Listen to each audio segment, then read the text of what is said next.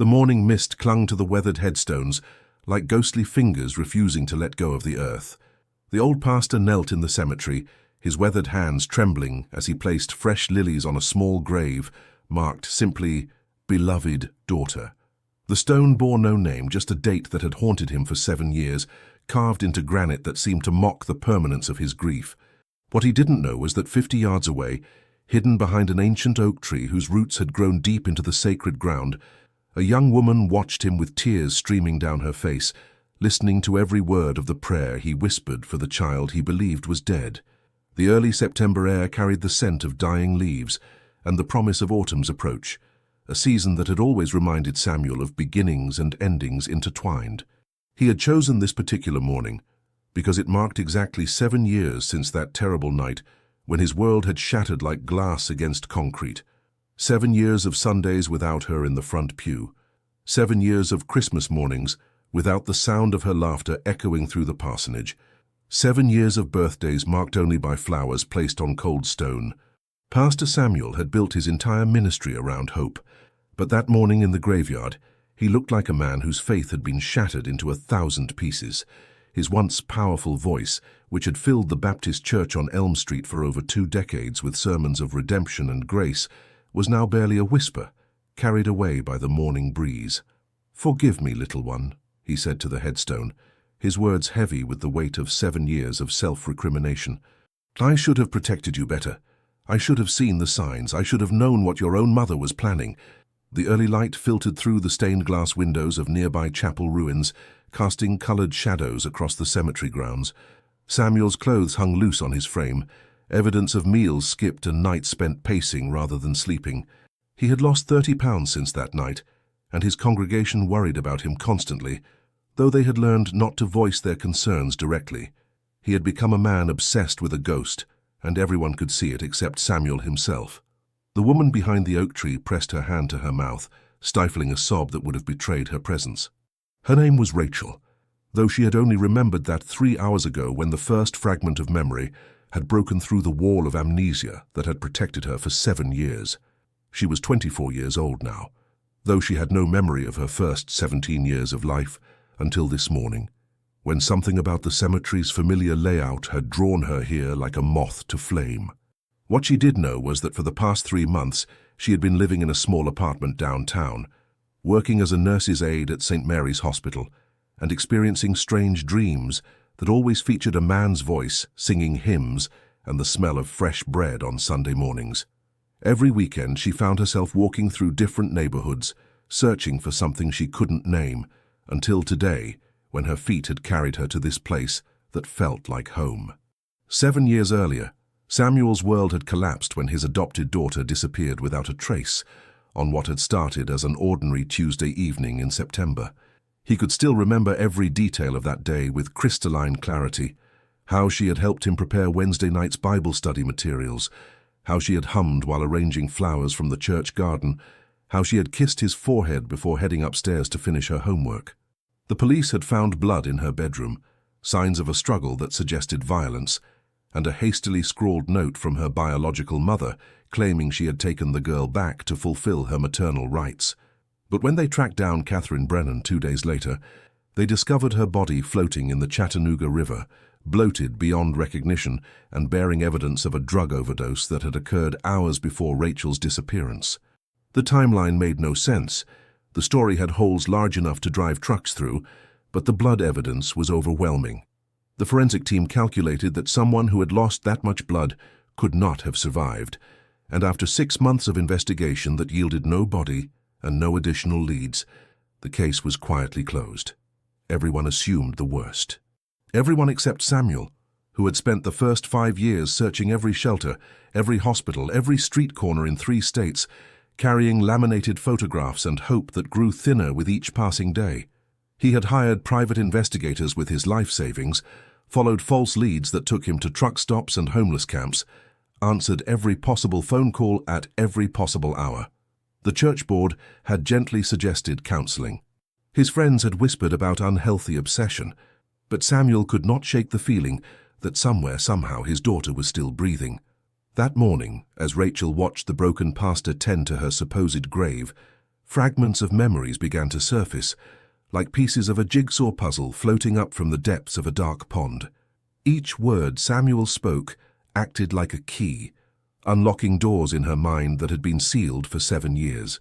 She remembered a man with kind eyes and patient hands teaching her to play piano on an old upright that had seen better days but still held perfect tune. She remembered Sunday mornings filled with gospel music that seemed to lift the rafters, and the smell of pancakes and bacon wafting from the kitchen where Samuel would cook breakfast while humming hymns.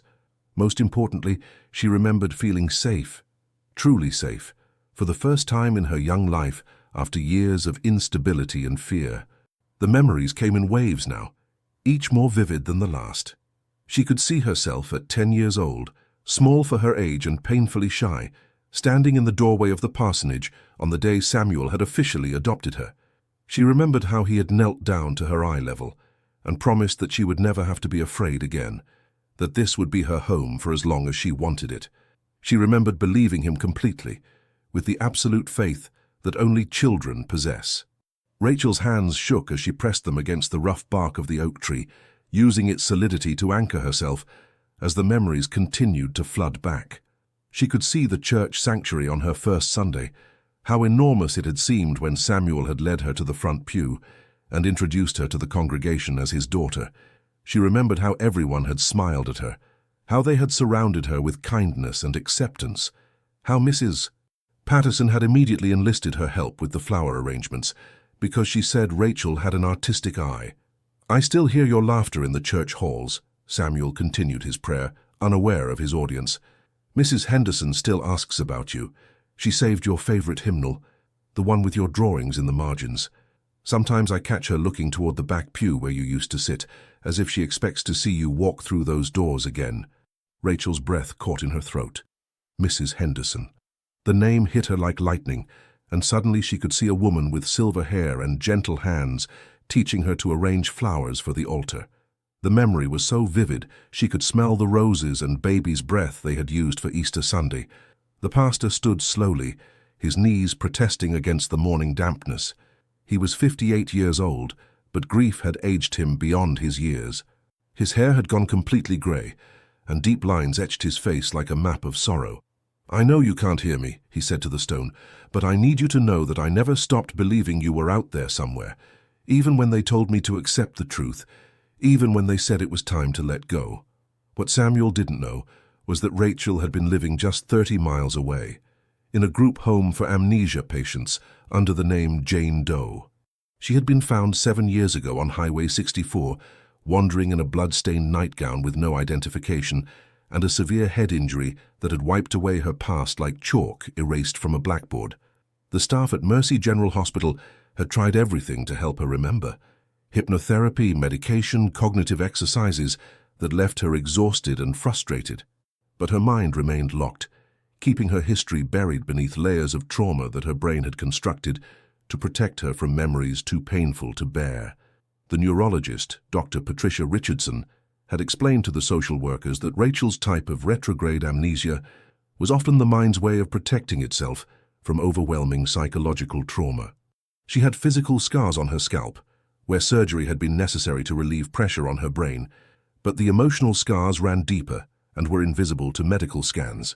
For 7 years, she had lived in a strange limbo, old enough to work and care for herself, but young enough to feel lost in a world where everyone else seemed to have a past that made sense.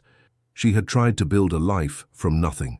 She worked first in the hospital laundry, then trained as a nurse's aide, finding purpose in caring for people who were sick and vulnerable. Her supervisor, Helen Martinez, often commented on Rachel's unusual compassion, the way she seemed to understand suffering in a way that couldn't be taught. But Rachel always felt like she was playing a part, pretending to be a person whose story she didn't know. "The congregation prays for you every Sunday," Samuel whispered, his voice breaking. "Little Tommy Morrison, remember him? He's 14 now, taller than me. He still asks when you're coming back. I tell him you're in a better place, but honestly, sweetheart, I don't know how to explain to a boy that sometimes God's plan doesn't make sense to those of us left behind." Rachel stepped closer, moving from tree to tree, her heart pounding so hard she was sure he would hear it. With each of his words, More memories crashed over her like waves against a crumbling seawall. She remembered Tommy Morrison, the shy 8-year-old who used to sit in the front row and make faces at her during the sermon until she had to bite her lip to keep from giggling. "Your room is exactly the same," the pastor continued, picking dead leaves from the flowers on the grave with the careful attention of someone who had performed this ritual countless times before. "I couldn't bring myself to change anything. Your books are still on the shelf, arranged in the same order you left them. Nancy drew mysteries next to your poetry collections, study guides for your SATs that you never got to take. Your clothes still hang in the closet, though they would be too small for you now. Maria thinks I'm torturing myself, keeping it like a shrine, but it's the only place I still feel close to you." The room had become a time capsule, frozen in September of 2016. The calendar on her wall still showed that month, with her careful handwriting marking test dates and church activities. Her hairbrush still held strands of auburn hair that caught the light when the afternoon sun slanted through her window. Her desk still held half-finished homework assignments and doodles of flowers she had drawn during phone conversations with friends. Sometimes Samuel would sit in her chair and imagine he could still smell her vanilla body spray in the air. Maria. Another name that unlocked another door in Rachel's mind. She could see a woman with dark hair and laughing eyes, the church secretary who always had peppermints in her desk drawer and who let Rachel help sort the mail on weekdays when school was out. The woman who had become like a mother to her in the short time they'd had together. Samuel pulled a worn envelope from his coat pocket. "I write you letters," he admitted, his voice so soft Rachel had to strain to hear him. "I know it's foolish, talking to someone who can't answer back, but I tell you about everything that's happening. The church is thriving. We're building the new Sunday school wing you always talked about. The youth group is planning a mission trip to Honduras. You would have loved that. You always said you wanted to see the world, help people who had less than we did." Tears blurred Rachel's vision as she remembered standing in Samuel's office, pointing to pictures in National Geographic magazines, chattering excitedly about all the places she wanted to visit when she grew up.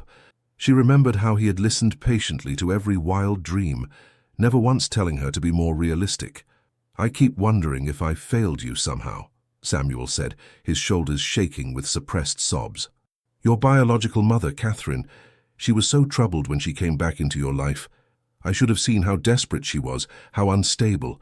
But you were so happy to have a mother again, and I thought love could heal anything. I was naive."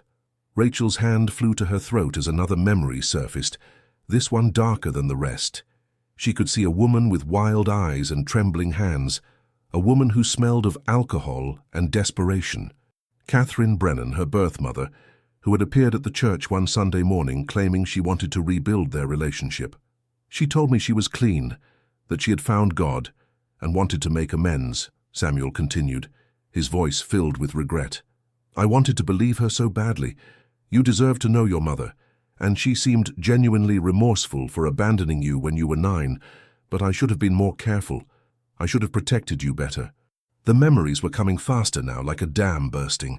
Rachel remembered the night Catherine had come to her room, frantic and paranoid, talking about people who were after her, debts that needed to be paid, enemies who would hurt them both if they didn't disappear. She remembered being terrified, but trying to comfort the woman who had given birth to her. "The police said she probably killed you, and then took her own life out of guilt," Samuel said, his voice hollow.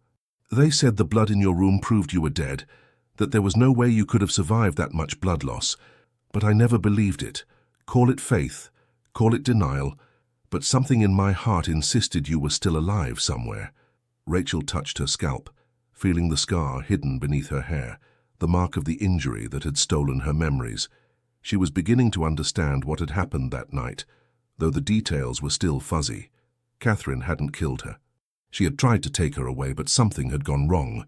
"I hired private investigators with money from the church fund," Samuel confessed. "I know the board didn't approve, but I couldn't let it go. They searched for 3 years before I finally ran out of money. Every lead turned into a dead end. Every hope turned into heartbreak." As Samuel spoke, Rachel remembered fragments of that terrible night. The car accident on a dark highway. Catherine unconscious in the driver's seat. Her own head bleeding as she stumbled away from the wreckage, confused and terrified.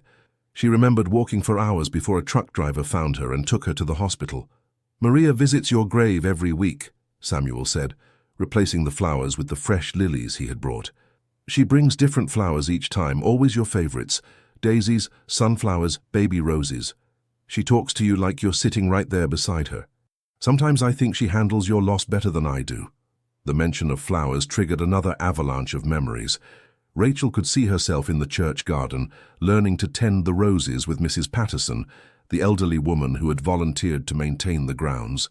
She remembered the satisfaction of watching things grow, the peace she had found in working with the soil and sunshine. Your friend Amanda got married last spring, Samuel continued, settling into what seemed like a familiar routine of sharing news with the silent gravestone. She wore your mother's wedding dress, the one Catherine left behind. Amanda always said you two would be each other's maids of honor someday. She cried during the entire ceremony, and I know she was thinking about you. Amanda. Rachel's breath caught as she remembered her best friend, the girl who had spent countless hours at the parsonage, the two of them planning their futures and sharing secrets. She remembered Amanda's infectious laugh and her determination to become a veterinarian. The thought that Amanda had gotten married without her there was almost too painful to bear. I still preach every Sunday, Samuel said, though his voice suggested it had become more duty than calling. But I'll be honest with you, sweetheart. My faith isn't what it used to be. When they ask me about God's plan during times of suffering, I think about you, and I don't have good answers anymore. How do I tell a grieving parent that God works in mysterious ways when I can't understand his ways myself? Rachel wanted to run to him, to throw her arms around the man who had been more of a father to her than anyone else in her life. But something held her back. Fear, perhaps, or the overwhelming magnitude of what revealing herself would mean. 7 years of grief, 7 years of guilt, 7 years of a community mourning a child who wasn't dead. Dr. Matthews retired last year, Samuel said, managing a small smile at some private memory. Remember how you used to help him in the church clinic on Saturday mornings? You had such gentle hands with the patients, such a way of making people feel comfortable. He always said you'd make a wonderful nurse someday. The memory of Dr. Matthews was so clear, Rachel could almost smell the antiseptic and hear his gentle voice explaining medical procedures to her curious mind. She had loved those Saturday mornings, feeling useful and important, learning about helping people heal. The music program has grown tremendously, Samuel continued. We have 3 youth choirs now, and the Christmas cantata last year had over 100 participants. I kept thinking how proud you would have been to see it. You always loved the music ministry. Your voice was so pure, so filled with joy when you sang. Rachel remembered standing at the piano, her small hands reaching for keys that seemed impossibly far apart, Samuel's patient voice guiding her through scales and simple hymns. She remembered the first time she had sung a solo during Sunday service, how nervous she had been until she saw his encouraging smile from the pulpit. I've been thinking about retiring, Samuel admitted, his voice growing tired. Pastor Williams from the Methodist Church offered to help with services while the board searches for a replacement. I'm not sure I have anything left to offer this congregation. How can I shepherd others when I feel so lost myself? The thought of Samuel leaving the church, abandoning the community that needed him, sparked something fierce in Rachel's chest. This was the man who had taken in a frightened 9-year-old girl whose mother had abandoned her for drugs and desperation. This was the man who had shown her what unconditional love looked like, who had taught her to find strength in faith and purpose in service. Sometimes I dream about you, Samuel said softly. Not nightmares about what might have happened, but good dreams. Dreams where you're grown up and happy, where you have a family of your own. In these dreams you come back to visit, and we sit on the porch like we used to, talking about everything and nothing. When I wake up, it takes me a moment to remember that you're gone. Rachel closed her eyes, remembering those porch conversations. Summer evenings when the fireflies danced, and Samuel would tell her stories about his own childhood, about the grandmother who had raised him, about the day he had felt called to ministry. Those talks had been sacred to her, moments when she felt truly seen and valued. Mrs. Chen from the Asian market asks about you every time I go in for groceries, Samuel said with a tender smile. She always slips an extra fortune cookie into my bag, says it's for you wherever you are. I save them in a drawer at home. I have 67 fortune cookies now, each one a little prayer for your happiness. The image of Mrs. Chen's kind face brought back memories of Saturday morning errands when Rachel would accompany Samuel to the market and practice her limited Mandarin with the elderly woman who always had a smile and a story to share. Mrs. Chen had treated Rachel like a granddaughter, always making sure she tried new fruits or learned about different spices. "I suppose I should tell you the hardest news," Samuel said, his voice growing heavy again. "Your cat, Whiskers, passed away 2 years ago. I know how much you loved that old grey Tom. He lived to be 18, ancient for a cat. At the end he would sit by your bedroom door every night, as if he was waiting for you to come home. Dr. Peterson said he'd never seen such loyalty in an animal." The mention of Whiskers broke something inside Rachel. She could see the scraggly kitten Samuel had rescued from behind the church dumpster, the way he had grown into a dignified old cat who followed her everywhere and slept curled against her feet every night. Losing him felt like losing another connection to the life she had been forced to abandon. "I buried him in the pet cemetery behind the church," Samuel continued. "I made a little headstone that says, 'Faithful Friend.' I thought you would have wanted that. I put some of your old hair ribbons with him, the blue ones you always liked best." Rachel remembered those ribbons, how Samuel had learned to braid her hair when she was younger, his large hands surprisingly gentle as he worked the blue satin through her curls. The memory was so vivid she could feel his fingers in her hair, hear his soft humming as he concentrated on getting the braids even. "The church youth raised money for a memorial garden in your honor," Samuel said, gesturing toward a corner of the cemetery Rachel hadn't noticed before. "It has all your favorite flowers. The teenagers research what to plant each season, making sure something is always blooming. They call it Rachel's Garden, and it's become a place where people come to pray when they're struggling with loss." Seeing her name carved into a wooden sign above beds of carefully tended flowers was overwhelming. To know that her supposed death had inspired others to create something beautiful, to know that young people she had never met were tending plants in her memory, was both heartbreaking and deeply moving. "I have something to confess," Samuel said, his voice dropping to barely above a whisper. "Sometimes I get angry at God. I know I'm supposed to accept His will, to trust in His greater plan, but I can't understand why He would take away someone so young, so full of life and promise. You had so much love to give the world, so many dreams to pursue. It feels like such a waste." Rachel wanted to tell him that it hadn't been God's plan, that she was alive and standing just yards away from him. She wanted to explain about the accident, about the amnesia, about the 7 years she had spent not knowing who she was or where she belonged, but the words seemed impossible to form. "I've been reading your diary," Samuel admitted, pulling a small leather-bound book from his other coat pocket. "I know I shouldn't have, but I was desperate to feel close to you somehow. Your last entry was about wanting to start a program for homeless teens, about how you had been researching organizations that help kids age out of foster care. Even at 17, you were thinking about others, planning ways to make the world better." The sight of her diary sent another wave of memories crashing over Rachel. She could see herself writing in it every night before bed, recording her thoughts and dreams and plans. The homeless teen program had been her passion project, inspired by her own experience of abandonment and the security she had found in Samuel's care. "I've actually started that program in your name," Samuel said, with the first genuine smile Rachel had seen cross his face.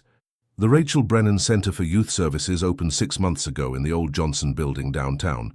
We've helped 14 teenagers so far, providing temporary housing and job training and counseling. I think you would be proud of what we've accomplished." Rachel's heart swelled with a mixture of grief and pride. To know that her dreams were being fulfilled, that young people were being helped because of something she had wanted to create, was overwhelming. But to know that Samuel was doing this work, while mourning her supposed death, made it bittersweet. "Maria runs the day-to-day operations," Samuel continued. "She quit her job as church secretary to dedicate herself full-time to the center. She says it's what you would have wanted, that helping others heal helps her heal too. Sometimes I think she talks to you more than she talks to me." The image of Maria sacrificing her comfortable job to honor Rachel's memory was almost too much to bear. These people had built their grief into something constructive, something that would have made her proud, but they had done it thinking she was gone forever. "Dr. Matthews volunteers at the center twice a week," Samuel said. "He teaches basic first aid and health education to the kids. He always ends his sessions by telling them about a young girl who wanted to help people, who believed that everyone deserved care and dignity, regardless of their circumstances. Rachel remembered the conversations she'd had with Dr. Matthews about social justice, about her desire to find ways to help people who fell through the cracks of society. To know that he was passing on her values to young people who needed hope was profoundly moving. "The hardest part isn't the big milestones," Samuel said, his voice growing distant. "It's the small moments. When I hear a song on the radio that you used to sing along with. When I see a dress in a store window that would have looked perfect on you. When I'm making pancakes on Sunday morning and I automatically reach for 2 plates instead of 1. Rachel could taste those Sunday morning pancakes, could smell the bacon and coffee that always accompanied them. She remembered sitting at Samuel's kitchen table, talking about the sermon he was preparing or the book she was reading, feeling like the most important person in the world because she had his complete attention. "Mrs. Patterson still tends the church garden, but she's getting frail," Samuel said. "She's 86 now and her arthritis makes it hard for her to work in the flower beds. She keeps talking about training someone to take over, but she says no one has your touch with the roses." The mention of Mrs. Patterson and the roses brought back sensory memories so vivid. Rachel could feel the thorns pricking her fingers and smell the sweet perfume of the blooms. She had learned so much from the elderly woman about patience and nurturing, about the satisfaction of creating beauty. "I visit your mother's grave sometimes too," Samuel admitted. "I know that probably sounds strange given what she put you through, but I can't help thinking she was as much a victim of her circumstances as you were. Addiction is a terrible disease, and I believe in my heart that she loved you the best way she knew how." Rachel's feelings about her biological mother were complicated. She remembered Catherine's desperation that final night, the way she had grabbed Rachel's shoulders and begged her to understand that they had to leave, that dangerous people were coming. There had been love there, twisted by fear and desperation, but love nonetheless. "I've been thinking about writing a book," Samuel said, surprising Rachel with this revelation. "The story of a father who loses his daughter and has to learn how to find hope again. Not a memoir exactly, but something inspired by our story. I want to help other people who are struggling with loss to know they're not alone." The idea that their story could help others resonated deeply with Rachel. She had always believed in the power of shared experience to heal and connect people. To think that Samuel was considering turning his pain into something that could comfort others felt like a beautiful tribute to their relationship. "I probably shouldn't tell you this," Samuel said with a self-conscious laugh, "but I still buy you Christmas presents. I know it's foolish, but I can't seem to stop myself. Last year I bought you a set of art supplies because you always talked about wanting to learn to paint. They're wrapped under the tree at home, waiting for someone who will never come to open them." The image of Samuel shopping for gifts for someone he believed was dead was simultaneously heartbreaking and touching. She remembered his excitement during the holidays, the way he would plan surprises and hide packages weeks in advance, taking such joy in giving that receiving almost seemed secondary. "Amanda named her daughter Rachel Elizabeth," Samuel said softly. "Elizabeth was your middle name, the name of my grandmother who taught me everything I know about love and faith. When Amanda told me what she had chosen, I cried for 3 hours. It was the first time tears had felt healing instead of just painful. To know that her best friend had honored her memory by naming her daughter after her was overwhelming." Rachel could picture Amanda as a mother, probably the same mixture of fierce protection and gentle guidance that had made her such a good friend. "Little Rachel Elizabeth has your eyes," Samuel continued with a tender smile. "Amanda brings her to church every Sunday, and when she smiles, it's like seeing a ghost. Sometimes I have to step away from the pulpit for a moment to collect myself, but it's not all sadness. There's something hopeful about her, like maybe God is reminding us that love doesn't end just because life does." Rachel touched her own face, wondering if the child really looked like her, wondering what it would be like to meet this little girl who bore her name. The thought of continuing to exist in some form, of being remembered and honored by the people who had loved her, was both comforting and deeply sad. "I should probably go," Samuel said, though he made no move to leave. "Maria is expecting me at the center this afternoon. We're interviewing potential volunteers for the tutoring program, but it's hard to leave you here alone. I know that sounds silly since you're not really here, but this place feels sacred to me somehow." Rachel watched as he stood slowly, his movements careful and deliberate like someone carrying invisible weight. She wanted to call out to him, to run to him, to end his suffering with the simple truth of her existence.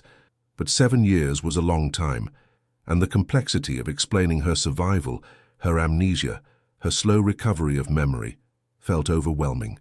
"I love you, sweetheart," Samuel said to the headstone, his voice thick with emotion.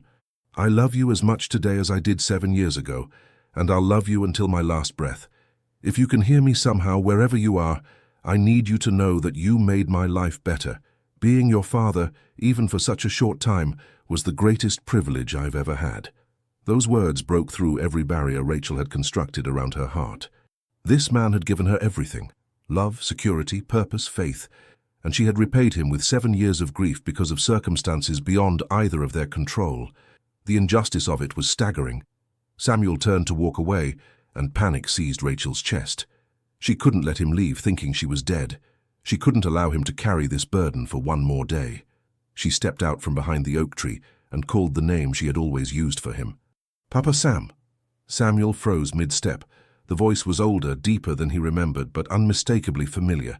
He turned slowly, as if afraid that moving too quickly would shatter whatever miracle was happening.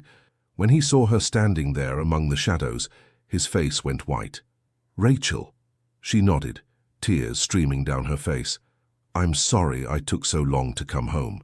I'm sorry you've been hurting all these years. I didn't remember, Papa Sam. I didn't remember anything until I heard you praying today." Samuel stood motionless for a long moment, his mind struggling to process what his eyes were seeing. Then he dropped the empty flower wrapper and ran toward her with the speed of a man half his age. When he reached her, he pulled her into his arms with a force that nearly knocked them both over. "You're alive," he whispered against her hair. "You're really alive." "I'm alive," she confirmed, clinging to him as if letting go would make her disappear again. "I'm here and I remember everything. I remember how much you love me, and I remember how much I love you." They stood there in the cemetery, crying and laughing and holding each other with the desperation of two people who had been lost in the wilderness and finally found their way home, while the late afternoon sun cast long shadows around the headstone that would no longer mark a tragedy, but would instead remind them forever of the miracle of finding each other again. The September air that had seemed so heavy with grief now felt light and full of possibility. "We have so much to talk about," Samuel said finally, pulling back to look at her face, his hands gently framing her cheeks, as if he needed to confirm she was real and not another dream that would dissolve with morning light. "So much time to make up for. I want to hear everything: where you've been, how you survived, what you remember, what you've forgotten. But mostly I just want to thank God that you're here." "We have all the time in the world now," Rachel replied, taking his weathered hands in hers and marveling at how perfectly they fit together, as if 7 years had never passed between them. "And Papa Sam, that program you started, the Rachel Brennan Center? I'd like to help with that, if you'll have me. I think I finally understand what I'm supposed to do with my life." Samuel's smile was radiant, transforming his face from that of a broken man carrying unbearable grief to that of a father whose deepest prayers had been answered in ways he had never dared to imagine. The lines of sorrow remained, but they were softened now by joy, by hope restored, by love that had survived even death itself. Welcome home, sweetheart. Welcome home. If you enjoyed this content, don't forget to subscribe to the channel for more inspiring stories like this. Leave a like to support us and turn on notifications so you don't miss any updates. Your support helps us continue creating these meaningful narratives. Until next time.